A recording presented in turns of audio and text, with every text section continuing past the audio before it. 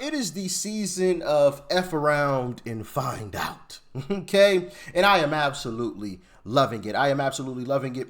You know, one of the people who likes to make sure people F around and find out is someone we all like ourselves. And that is Uncle Trump. Uncle Trump is no stranger to making sure people pay the price. You know, Trump has sued lots of people. Des Moines Register. I'm sure you guys remember that. Goodness gracious. From the Ann Seltzer poll right before the election. Oh my goodness, Trump is going to lose Iowa. Oh no, he's down. I forgot what he was down by. I want to say like it was in the double digits, the low double digits, like 12 or something points or something like that. He ended up winning, of course, because of course that was a lie. That was meant to just push people towards Kamala, and it didn't work.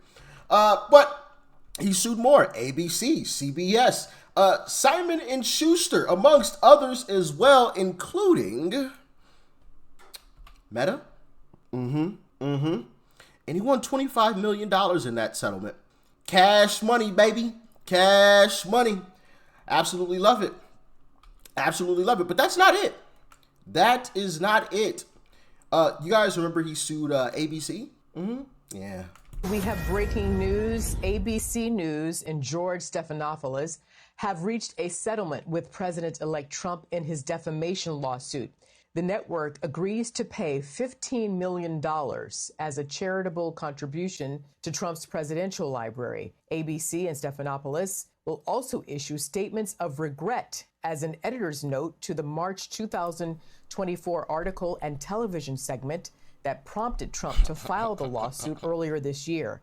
Trump sued Stephanopoulos after he asserted in an interview that Trump was found, quote, liable for rape in a civil case, despite the fact that a jury actually determined Trump was liable for, quote, sexual abuse, which has a distinct definition under New York law. Got him.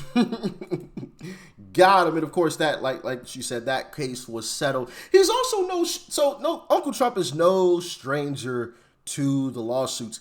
So much so, I don't know if you guys have heard of this story between RFK Jr. and Uncle Trump. Check it out. I've known President Trump for many years, and on two occasions I sued him. He was trying to build golf courses up in the New York City reservoir watershed, and I sued him successfully to stop that. And at one point, my wife, she wanted to go to Palm Beach for the weekend to see my mom over Easter, and I said, I didn't want to buy tickets for all the kids, and she said, what if I find a free ride? And I said, okay. Then she said, I found a free ride, and I said, who? And she said, Donald Trump, and I said, I'm suing him. And she said, he told me he knows you're suing him, but it's okay anyway. And we ended up flying down with him, and I had a great time. I still sued him, and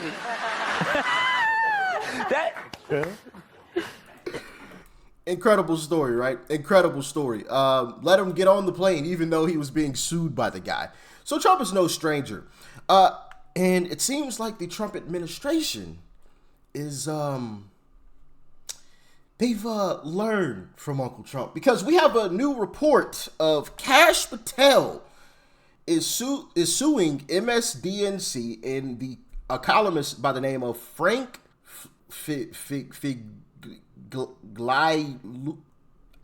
I can't say that. I'm over here stuttering. I sound like Joe Biden trying to say this name. If you can pronounce that name, kudos to you, but I can't. Figliuzzi. Y'all let me know if that's the correct pronunciation. But anyway, for fabricating a specific lie with outlandish nightclub claim. FBI Director Kash Patel has filed a lawsuit in Texas against MSNBC columnists who falsely claim the official spent more time in nightclubs than inside the Bureau headquarters in Washington, D.C.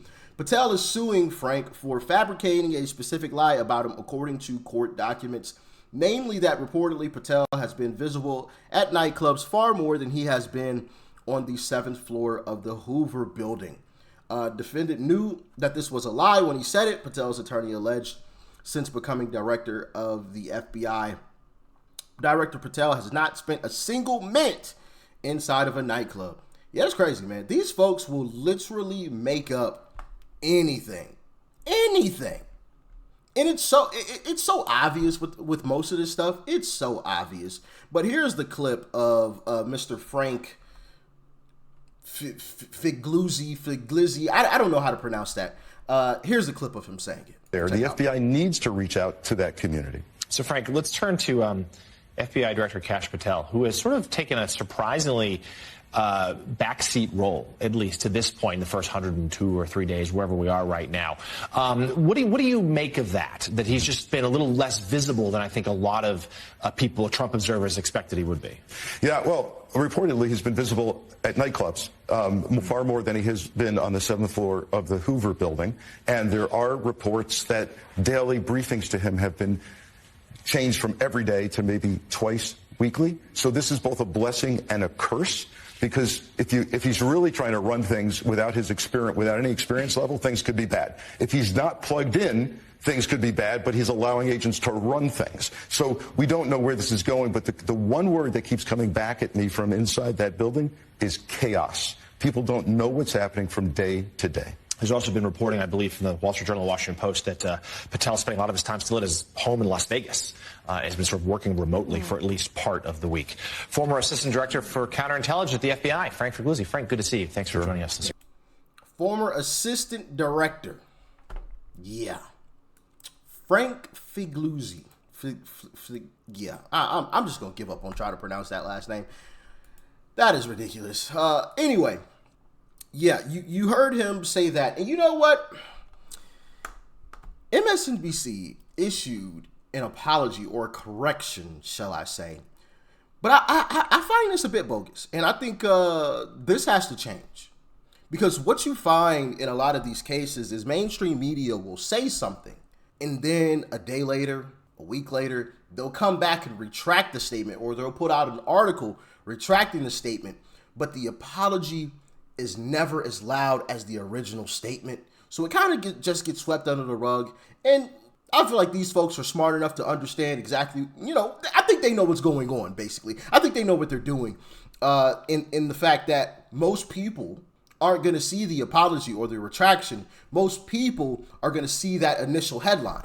Ooh, Kash Patel spending more time at nightclubs than at the FBI headquarters. People are just going to see that. They're not going to see this retraction I'm about to show you, or correction that I'm about to show you here. So check it out. And now let's circle back to a segment from Friday's show. Frank Figlizzi was on that morning during this hour discussing the work of administration officials. At the end of that segment, Figlizzi said that FBI Director Kash Patel has reportedly been more visible at nightclubs than at his office at FBI headquarters. This was a misstatement. We have not verified that claim. We will be right back. We have not verified that claim. Why didn't you say that in the moment? You had plenty of opportunity to say, hold on, wait a minute. We have not verified that. We cannot confirm this information. Why not say that in the moment? Because if it was Uncle Trump that said something, we've seen 1,000 times. Well, that has not been confirmed. Well, that's not true. That's misinformation, or that's this, that's that. They're quick. They're super quick to correct Uncle Trump if he says anything that they don't like or they deem is wrong. They're quick to correct it. But when somebody else just blatantly lies on your network, you don't say anything. You issue a statement later. Why don't you do the same thing? But, that's why these networks are dying. I think that's why people like myself exist, right? Because anybody and everybody can see that these networks are absolutely bogus. Absolutely bogus. I would have no problem. And this is the thing. Trump is not a king. Trump is not God. He's not any of this. Trump is simply Uncle Trump. That's it. And currently our president. So if they wanted to criticize Trump, by all means, go ahead. Trump is not above criticism. 1,000%. Because, of course, people on the left, well, Trump is your king. Trump is blah, blah, blah, blah, blah. No, Trump sometimes deserves to be criticized. But if you're going to criticize Trump, make sure you criticize everybody else the same exact way. But we see time and time again that is not what they do. They criticize Trump, they criticize Republicans, they criticize the Trump administration, and they never have anything to say about Democrats. And if they do, it's after the fact. It's after the fact. I mean, look at the whole Joe Biden situation. Oh, well, you got Jake Tapper writing a book. You got Karine Jean-Pierre writing a book now, too. Well, why didn't you guys talk about this in the moment? Because if that were Uncle Trump, you would have. You would have. And we have examples. The ramp. The metal ramp that Trump walked down slow. Oh, my goodness. Oh, my goodness. What is going on with Trump? Oh, they went crazy. The time he sipped the water slow. Oh, my goodness. Why did he sip water like that? Oh, something must be wrong with Trump. Oh, my goodness. Oh. They had everything in the world to say. But when Joe Biden is tripping upstairs, stumbling over sandbags, mumbling, can't even read a teleprompter right. End of quote. Repeat the line. Like, they have nothing to say. Joe Scarborough got on national television and said, F you if you don't believe this is the best Joe Biden ever. What? What? That's your statement? And I don't even know why Joe Scarborough still even has a job. Like, that is just absolutely ridiculous to me. But that's just my humble opinion. What do y'all think about it? Let me know. Get in the comments and let me know what you think about this, man. Do you wish to see more lawsuits coming against this leftist media that continues to lie every single day about Uncle Trump and the Trump administration? Because personally, I kind of like it. I kind of like it. What do you think? Y'all stay safe out there. Peace and love. I'm out.